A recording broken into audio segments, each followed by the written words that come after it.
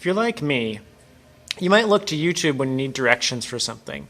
Like for me, it might be when I'm trying to fix something.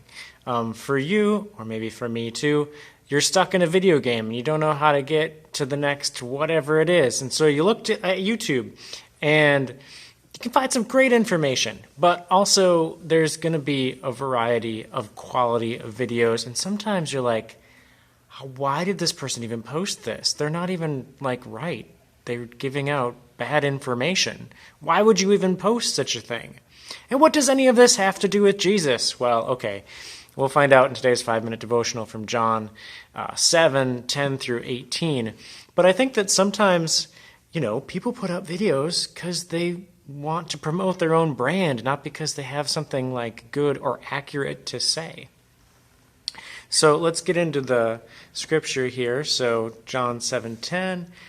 But after his brothers had gone up to the feast, then he also went up, not publicly but in private. The Jews were looking for him at the feast, saying, "Where is he?"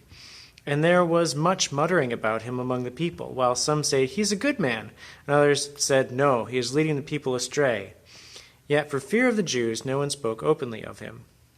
About the middle of the feast, Jesus went up into the temple and began teaching. The Jews therefore marveled, saying, "How is it that this man has learning when he has never studied?"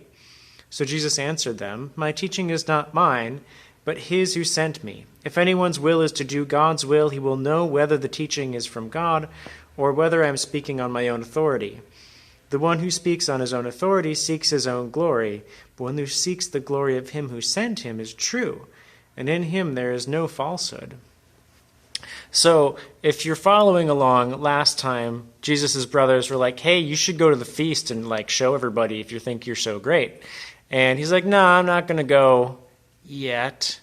And they all went, and then he goes up secretly to this festival where there's all these people around, and when it says Jews, it kind of means religious leaders because everybody was Jews. And there was mixed opinion about this guy, Jesus. And some were like, "Yeah, he's a good guy. He does good stuff." And they're like, "No." Others were thinking that he was leading people astray.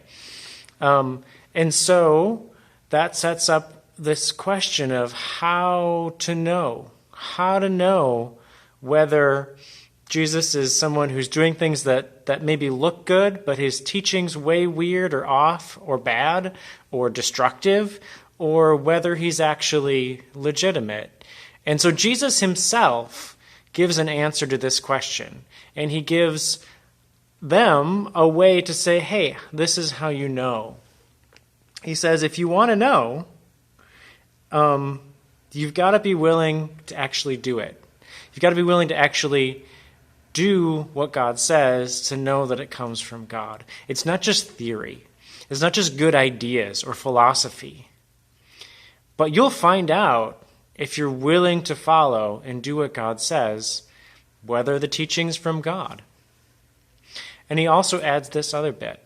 He's like, I'm just giving you the message from God. I am not seeking my own brand or my own fame. I'm not making this YouTube video so that I get likes and subscribes. I'm making it because I have the correct information, and it's going to work.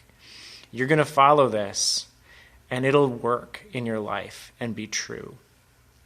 And so that's his measure that he gives. And so that's the measure that I'm going to give to you. If you're watching this and wondering, whether you're someone who's grown up in the church or not, you're wondering, is Jesus' teaching, is it something that I should really invest my life in, or is he just going to lead me astray and it's not really anything, he just looks like a good guy? I say, well, if you're willing to do God's will, then you'll know. You'll know whether it's the real deal or not. And that's the test Jesus gave, and that's the one that's still going to work today.